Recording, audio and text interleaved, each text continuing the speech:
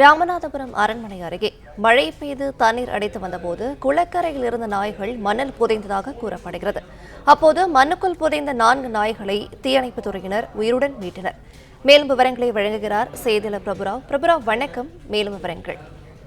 நிச்சயமாக ராமநாதபுரம் அரண்மனை சிவன் கோயில் குளக்கரையில் இருந்த ஒரு 4 நாய்கள் மண்ணுக்கு அடியில் சிக்கி இருந்ததை அப்பகுதி மக்கள் தீயணைப்புத் துறையினருக்கு தகவல் கொடுத்தனர். அதன் அடிப்படையில் அவர்கள் நேரடியாக அந்த இடத்திற்கு வந்து மண்ணுக்கு அடியில் புதைந்திருந்த ஒரு தாய் நாய், அதனுடன் இருக்கக்கூடிய ஒரு 3 குட்டி நாய்கள் என மொத்தம் 4 நாய்களை நீண்ட நேரம் போராடி அதனை பத்திரமாக மீட்டனர்.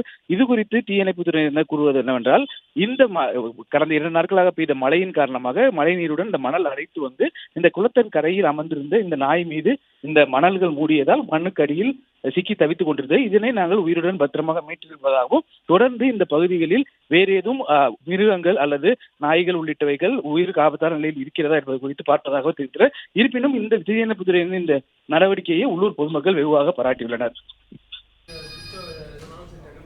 விவரங்களை வழங்கியமைக்கு நன்றி பிரபுராவ்.